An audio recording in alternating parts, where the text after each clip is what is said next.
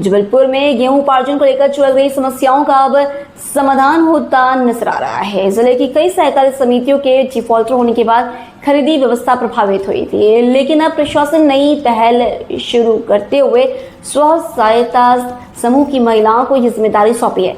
सुरक्षा और व्यवस्थागत दिक्कतों को लेकर जो गतिरोध बना हुआ था, उसे भी जिला प्रशासन ने दूर करने का भरोसा दिया है।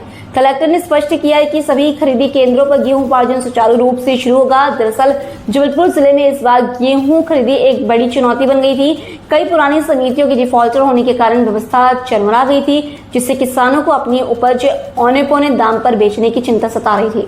वहीं शादी ब्याह के सीजन के चलते किसानों को तत्काल नकदी की जरूरत भी बनी हुई है। इसी बीच सरकार ने महिला सशक्तिकरण को बढ़ावा देते हुए खरीदी की जिम्मेदारी स्व सहायता समूह को दी। हालांकि महिला समूह ने फील्ड में सुरक्षा की कमी, असामाजिक तत्वों के हस्तक्षेप और अधिकारियों के सहयोग जैसी समस्याएं सामने रखी थी। अब जिला प्रशासन ने इन सभी समस्याओं के समाधान का आश्वासन दिया है। कलेक्टर ने सुरक्षा व्यवस्था मजबूत करने और अधिकारियों को सहयोग के निर्देश दिए हैं, ताकि किसान बिना किसी परेशानी के अपनी फसल का उचित मूल्य पा सके। इस मामले में कलेक्टर राघवेंद्र सिंह और क्षेत्रीय विधायक अजय बिश्नोई ने क्या कहा, वह भी आपको दिखाते हैं।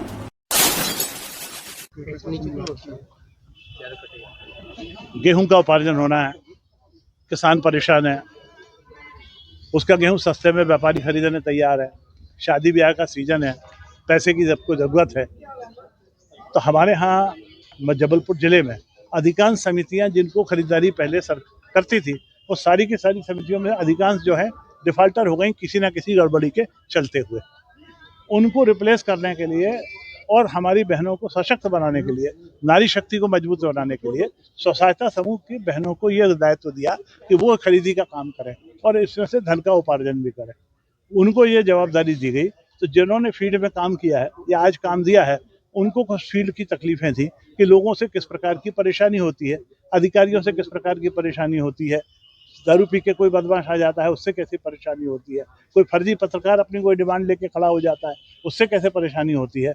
तो उस सब के लिए वो ये कही थी कि आप शरण दो, आप हमारी मदद करो, आप हमारा साथ दो, तो हम उपार्जन करेंगे, नहीं तो नहीं करेंगे। कलेक्टर साहब ने आज उन सबको आश्वस्त किया है। एक ग्रुप बनाने को बोला है, व्हाट्सएप ग्रुप, जिसमें उन्होंने कहा वो भी शामिल रहेंगे और कहीं भी किसी प्रकार की कोई तकलीफ किसी बहन को जाएगी वो उस ग्रुप पे डालेगी और कलेक्टर साहब उसका समाधान करके देंगे। इस तरीके से मैं समझता हूँ कल से गेहूं की खरीदी और उपार्जन इन सारे केंद्रों पर भी प्रारंभ हो पाएगा। बाहर आने के लिए एक सोशल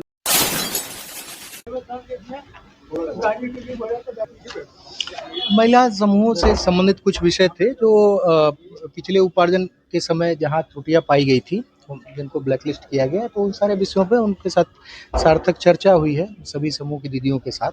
उनके द्वारा कुछ शंकाएं व्यक्त की गई थी, कुछ जो व्यावहारिक समस्याएं बताई गई, इसमें कई तरीके की समस्याएं बताई गई, जैसे सर्वेयर्स की शिकायत, कुछ जो है रिपोर्टर के बारे में बताया गया है। उन सारी चीज़ों पे एक ये उपाय निकाला गया कि ये बना के व्हाट्सएप ग्रुप बना के और उनका हैंड होल्डिंग किया जाए, और ताकि उनको थोड़ा सा सहायता मिल सके। और बाकी उनको ये जो ट्रेनिंग पिछले धान के समय लगभग 4 बार कराई गई थी हर संडे, तो इस बार भी ट्रेनिंग जो है 2-3 बार और कराया जाएगा, ताकि वो सशक्त होकर अपने उस पर खड़े हो सके और समूह का अच्छे ढंग से संचालन हो सके। वही बिश्नोई जी ने बारदाने की कमी की ये कुछ इश्यूज थे, सॉल्व हो गए हैं, अभी बारदाने सभी जगह पहुंच गए हैं, कोई इशू नहीं है सच।